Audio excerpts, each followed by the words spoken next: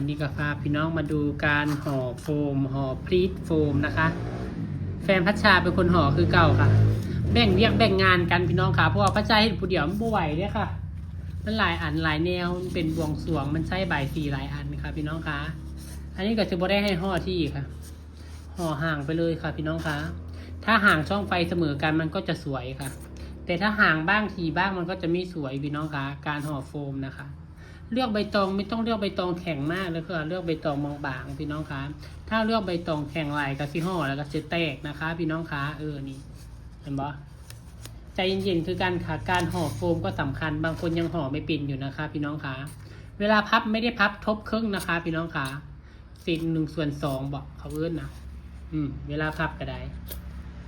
ไม่ต้องพับหลายพับลงไปพอเป็นห่อเนี่ยมันตัวอย่างวิธีพับพับไปนิดเดียวเห็นบ่แล้วก็ให้ด้านนั้นเหลือไว้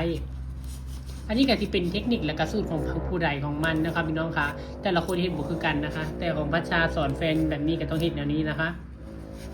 ห่อก็ต้องดึงตึงๆถ้าไม่ตึงเวลาห่อมจะไม่สวยพี่น้องคะเห็นบ่พับเข้าไปนิดเดียววางลงไปถ้าช่วงปลายใบตองเอาไว้ด้านหลังก็ไว้ด้านหลังบดให้ไปทิศทางเดียวกันอย่าไปสลับหัวสลับหางนะคะให้เบิ่งดูพี่น้องให้เบิ่งดูพี่น้องให้เบิ่งดูนี่อันนี้ช่วงปลายใบตองให้มาอยู่ฝั่งเดียวกันหมดพลิกอีกด้านหนึ่งอันนี้จะเป็นช่วงหัวใบตองก็ให้มาอยู่ฝั่งเดียวกันหมดนะคะพี่น้องคะเอามาให้เบิ่งให้ชมเล็กๆน้อยๆค่ะ